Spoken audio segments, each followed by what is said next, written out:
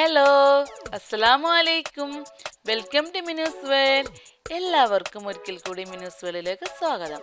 ഇന്ന് ഞാൻ വന്നിട്ടുള്ളത് ഒരു അടിപൊളി ഞണ്ട് റോസ്റ്റിൻ്റെ റെസിപ്പിയുമായിട്ടാണ്. ഇത് വളരെ ടേസ്റ്റിയാണ്. എന്ന് വെച്ചാൽ എല്ലാവർക്കും ഇഷ്ടപ്പെടണമെന്നില്ല, പക്ഷേ ഞണ്ട് കഴിക്കുന്ന എല്ലാവർക്കും ഇഷ്ടപ്പെടുന്ന ഒരു റെസിപ്പിയാണ്. ഇതെല്ലാവരും ഒന്ന് ട്രൈ ചെയ്ത് നോക്കണം. നമ്മൾ എപ്പോഴും തന്നെ ഫിഷ് അല്ലെങ്കിൽ ചിക്കൻ അല്ലെങ്കിൽ മട്ടൺ അങ്ങനെയൊക്കെ തന്നെയാണ് കഴിക്കാറ്. പക്ഷെ ഇതൊരു വെറൈറ്റി റെസിപ്പിയാണ്. അതോടൊപ്പം തന്നെ ഇത് നമുക്ക് അപ്പത്തിൻ്റെ കൂടെയോ അല്ലെങ്കിൽ ചോറിൻ്റെ കൂടെയോ പൊറോട്ടയുടെ കൂടെയോ എന്തിൻ്റെ കൂടെ വേണമെങ്കിലും നമുക്കിത് കഴിക്കാനും പറ്റും. നല്ല ടേസ്റ്റി റെസിപ്പി തന്നെയാണ്. അപ്പോൾ ഈ വീഡിയോയിലോട്ട് പോകുന്നതിന് മുമ്പായിട്ട് എൻ്റെ ചാനൽ ഇതുവരെ സബ്സ്ക്രൈബ് ചെയ്തിട്ടില്ലെങ്കിൽ ഒന്ന് സബ്സ്ക്രൈബ് ചെയ്തേക്കണേ. അതോടൊപ്പം ആ ബെല്ലൈക്കൺ കൂടി പ്രസ് ചെയ്യാനൊന്നും മറക്കരുത്. ഞാനിടുന്ന എല്ലാ വീഡിയോസിൻ്റെ നോട്ടിഫിക്കേഷൻസും നിങ്ങൾക്ക് ലഭിക്കാനാണ് അങ്ങനെ ചെയ്യുന്നത്. അപ്പോൾ നമുക്ക് വീഡിയോയിലോട്ട് പോവാം. ഇൻഗ്രീഡിയൻസ്: ഞണ്ട്, സവാള, തക്കാളി, പച്ചമുളക്, ചെറിയ ഉള്ളി, വെളുത്തുള്ളി, ഇഞ്ചി, കറിവേപ്പില, മുളക് പൊടി, മല്ലിപ്പൊടി, മഞ്ഞൾപ്പൊടി, പെരിഞ്ജീരകപ്പൊടി, കുരുമുളക് പൊടി, ഗരം മസാല, വെളിച്ചെണ്ണ, ഉപ്പ്, പെരിഞ്ജീരകം.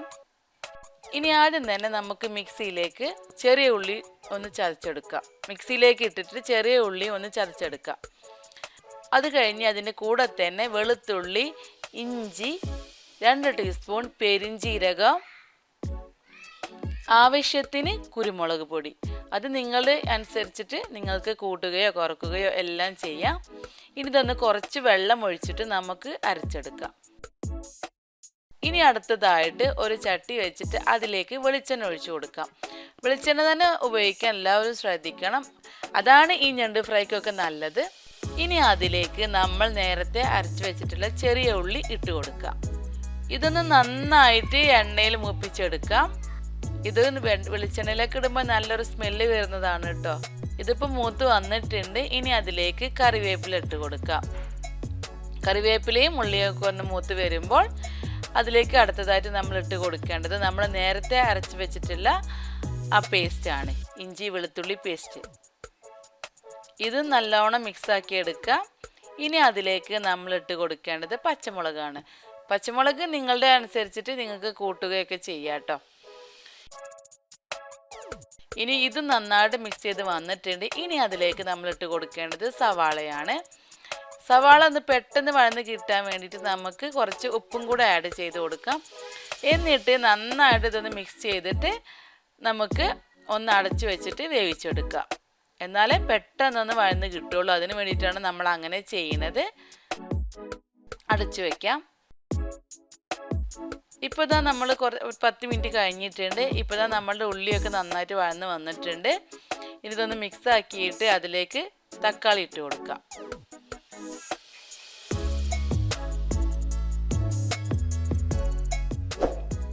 തക്കാളിയും ഇതുപോലെ തന്നെ നന്നായിട്ടൊന്ന് മിക്സ് ചെയ്തെടുക്കാം. നന്നായിട്ട് വഴറ്റി തന്നെ എടുക്കണം.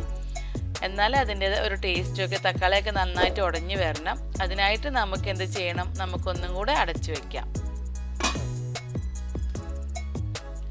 ഇപ്പോൾ ഇതാ 10 മിനിറ്റ് വീണ്ടും കഴിഞ്ഞിട്ടുണ്ട്. ഇനി നമുക്ക് തുറന്ന് നോക്കിയപ്പോൾ ഇതാ കണ്ട തക്കാളിയൊക്കെ നന്നായിട്ട് കുഴഞ്ഞു വന്നിട്ടുണ്ട്.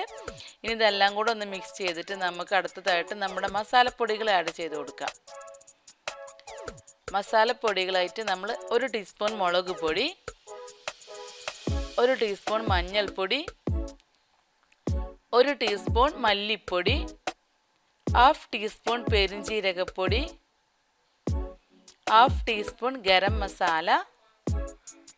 ഇതെല്ലാം കൂടി ഇട്ടിട്ട് നമുക്കിതൊന്ന് മിക്സ് ചെയ്തെടുക്കാം നന്നായിട്ട്. ഇനി അതിലേക്ക് നമുക്ക് ഇടാൻ പോകേണ്ടത് ഞണ്ടാണ്. ഇതിപ്പോൾ ഞാനിവിടെ കഴുകി വൃത്തിയാക്കി വെച്ചിട്ടുള്ള ഞണ്ടാണ്. ഞണ്ട് എപ്പോഴും നന്നായിട്ട് വൃത്തിയാക്കണം. അതുപോലെ സെൻട്രൽ കൂടെ നന്നായിട്ട് കട്ട് ചെയ്ത് അതിൻ്റെ ഉള്ളിലത്തെ വേസ്റ്റൊക്കെ നമുക്ക് റിമൂവ് ചെയ്തേണം. അപ്പോൾ നമുക്കിനി ഇതൊന്ന് അതിലേക്ക് ഇട്ട് കൊടുക്കാം.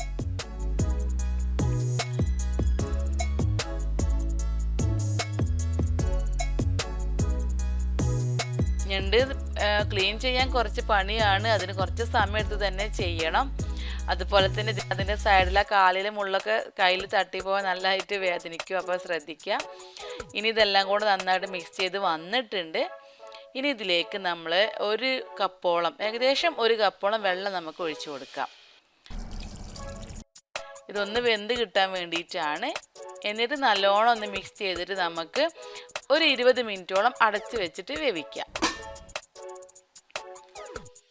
ഇപ്പോൾ ഇതാ 20 മിനിറ്റ് കഴിഞ്ഞിട്ടുണ്ട്. നമുക്കൊന്ന് തുറന്ന് നോക്കാം.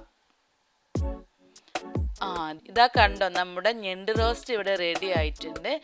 നല്ല തിളതിളയൊക്കെ വന്നിട്ടുണ്ട്, വെള്ളമൊക്കെ ആവശ്യത്തിന് വറ്റിപ്പോയിട്ടുണ്ട്. ഇതാ ഈ ഒരു പാകമാണ് ഇതിനുള്ളത്. ഇതിപ്പോൾ ഞാൻ കുറച്ച് ഗ്രേവി ടൈപ്പാണ് ചെയ്തിട്ടുള്ളത്, ഡ്രൈ ടൈപ്പ് അല്ല. ഇനി അതിലേക്ക് നമുക്ക് കറിവേപ്പില, അതുപോലെ ചെറുതായിട്ട് മുറിച്ചിട്ടുള്ള പച്ചമുളക്, കൂടെ തന്നെ ഞാൻ ചെയ്തിട്ടുള്ളത് ഇവിടെ വെളിച്ചെണ്ണ, പച്ച വെളിച്ചെണ്ണ കുറച്ച് ഒഴിച്ചിട്ട് നല്ലോണം ഒന്ന് മിക്സ് ചെയ്തിട്ട് വെക്കുന്നതാണ്. അത് ഞാൻ എപ്പോഴും ചെയ്തിട്ടുണ്ട്, നല്ലൊരു ടേസ്റ്റാണ് അങ്ങനെ ചെയ്ത് കഴിഞ്ഞാൽ. ഇനി നമുക്കിതൊന്ന് അടച്ച് വെച്ചിട്ട് ഒരു 15 മിനിറ്റ് കഴിഞ്ഞിട്ട് തുറന്ന് നോക്കാം. കണ്ടോ, ഇപ്പോൾ നമ്മളുടെ ഞണ്ട് റോസ്റ്റ് ഇവിടെ റെഡി ആയിട്ടുണ്ട്. ഇത് കണ്ടോ, പിന്നെയും തിക്കായി വന്നിട്ടുണ്ട്. ഇനി ഇതെല്ലാം കൂടെ നന്നായിട്ടൊന്ന് മിക്സ് ചെയ്തിടുമ്പോൾ അപ്പോൾ നമ്മളുടെ ആ വെളിച്ചെണ്ണയുടെ ഫ്ലേവറും അതുപോലെ പച്ചമുളക്, കറിവേപ്പില, അതിൻ്റെയൊക്കെ ഫ്ലേവറൊക്കെ നന്നായിട്ട് ഇളകിയിട്ട് ഇതിൽ പിടിച്ചിട്ടുണ്ടാവും. അപ്പോൾ ഈ പച്ച വെളിച്ചെണ്ണ ചെയ്യുന്നത് നല്ലൊരു ടിപ്പാണ് കേട്ടോ. അതങ്ങനെ എല്ലാവരും ഒന്ന് ചെയ്ത് നോക്കണം, അത് നല്ലൊരു ടേസ്റ്റാണ്. ഈ റെസിപ്പി എല്ലാവരും ഒന്ന് ട്രൈ ചെയ്ത് നോക്കണം, ഈ ഒരു മെത്തേഡും ട്രൈ ചെയ്ത് നോക്കണം. ഇതിപ്പോൾ ഞാനിവിടെ ഗ്രേവി ടൈപ്പാണ് ചെയ്തിട്ടുള്ളത്. നിങ്ങൾക്ക് ഡ്രൈ ആക്കണമെങ്കിൽ വെള്ളം ഒഴിക്കുന്ന അളവിൽ കുറച്ചിട്ട് ചെയ്താൽ മതി. എന്നിട്ട് വെളിച്ചെണ്ണ ഒഴിച്ചിട്ട് ഇതേപോലെ ഒന്ന് ഫ്രൈ ചെയ്തെടുത്താൽ മതി. അപ്പോൾ ഡ്രൈ റോസ്റ്റ് ആക്കിയിട്ടും ചെയ്യാം. അപ്പം ഈ റെസിപ്പി എല്ലാവരും ട്രൈ ചെയ്ത് നോക്കണം.